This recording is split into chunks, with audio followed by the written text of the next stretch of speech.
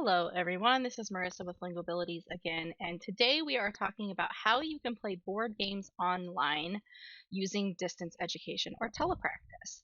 So, I'm going to show you three main ways that you can implement online board games, and this will work even if you have a student or a client who doesn't have access to clicking. So, let's say they're on a Chromebook, you can still control the game board and still have fun with it. So the first way that you can implement these online board games is using BlueStacks. If you have more questions about BlueStacks, I have a full video on what it is, how you can download it, how you can find apps, but essentially it's porting in Android apps onto your computer. So you download BlueStacks and then you can go find all of these apps, and there's lots of different games that you can play on here. You can see all the ones that I have downloaded. So just to show you as an example, if you wanted to play a simple game like checkers with your client, you easily could. So we pull this up, it loads as an individual application, and they're not always as perfectly ported for the computer. They often have ads, but you know what? They're free and you don't have to worry about anything like that. So you've got a full checker game. Now, this one may not be as fun if your client doesn't have access to moving their own mouse.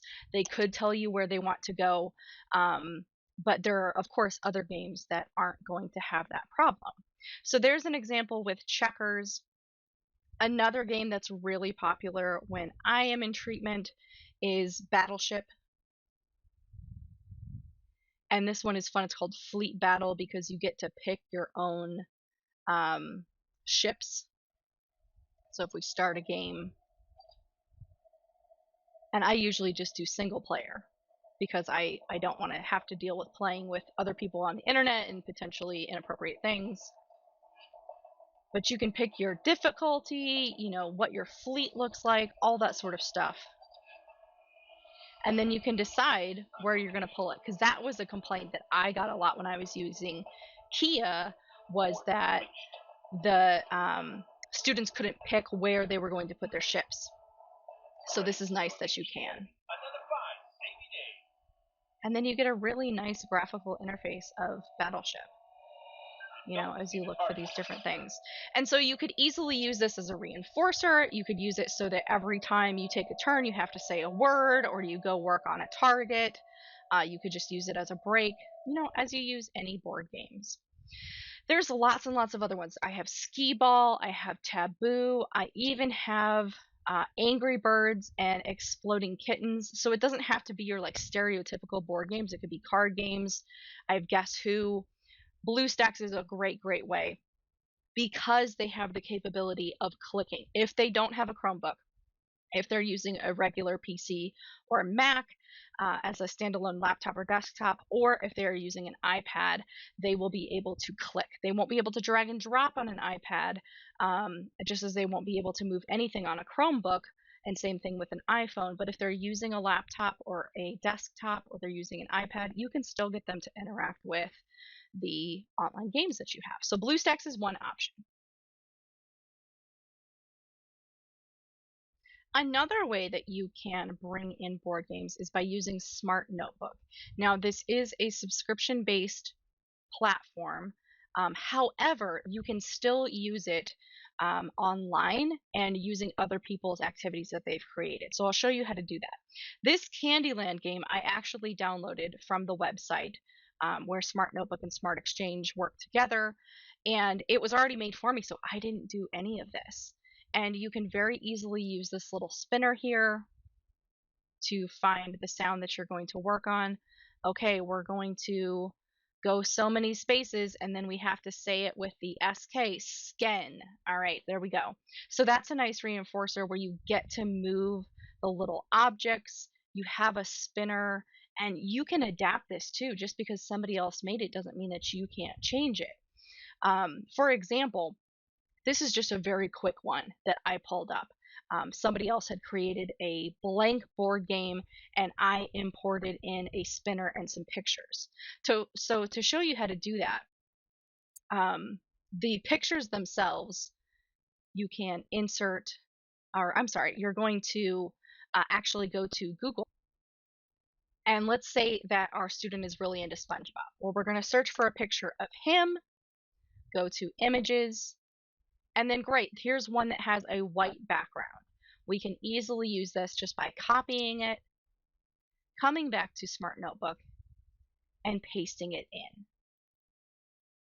Now, he's still going to have this white background, but check this out. If you come over to this little down arrow, you can set image transparency, and you can decide, oh, all around SpongeBob is going to be transparent. And now you suddenly have the perfect little icon that you can move around your board. So you can make this very individual. My students just like to use animals, and so I had a whippet because I have whippets. Another student wanted a dog, another student wanted a cat, and we decided to use a spinner. Now the spinner is something that is included in Smart Notebook. And how you do this is by coming to this little picture icon and looking for interactive and multimedia sources. So for example, we're going to search for spinner because the board game didn't come with this automatically. It was just a PDF or a picture that I ported in. We'll go down to interactive and media after we search. There we go. And spinner comes up. So I'm going to drag it over and you'll see it looks just like what I had. The only thing that I did was specify that I wanted these numbers, and you can come do that by clicking on the little gear icon here to say 1, 2, 3, 4, or whatever you want it to be. You can make it very specific. You can make it about sounds that end in ad, or we're going to do synonyms on this one, or we're going to do a brain break, or whatever it is that you want the spinner to do. You can also increase the number of segments. So if you want it to have multiple segments like we saw in our previous board game, there were more than 4, you can decrease them. You can also change the color of them. So, oh, I really want this one to be red. Great, brain breaks are a red now. So it's really customizable. You can bring that back down.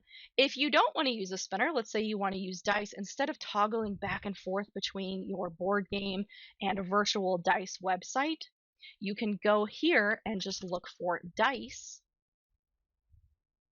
interactive and multimedia, and there you go. There's your die.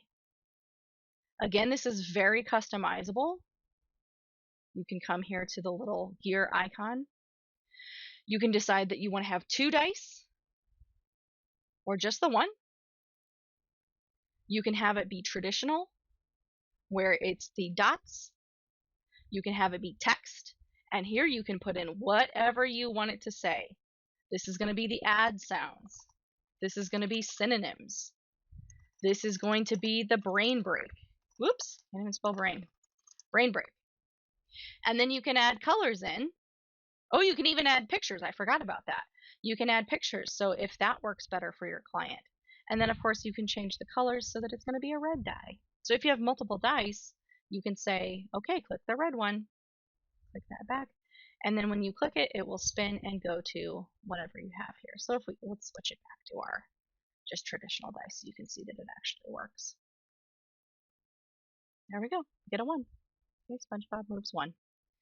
So that's an excellent way to bring in board games. There are lots of different activities, and the way that I find them is through the Smart Exchange website. It's exchange.smarttech/prod.com. If you just search for board game, you're not really going to get that much. If you're interested in a Jeopardy game, you have to be a little bit more specific. So there's lots more Jeopardies. If you search for Chutes and Ladders, there's a couple of those. So be more specific in your search because the search isn't that robust, but there are things that people have made. That first one that I found in Smart Notebook that I showed you, this one here with the Candyland, I didn't search for Candyland, I was searching for speech sounds, and I happened to find this one. So you might find it under a different category, but there's plenty of cool activities that you can bring in. And you don't just have to use these little dots. Like I said, you can bring in whatever character your client is really interested in.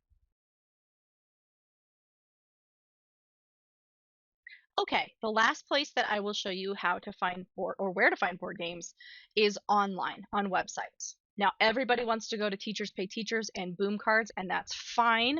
There are great board games there available. You can see that somebody's created a anger management board game or one that has to do with subject pronouns, and all I did was search board game.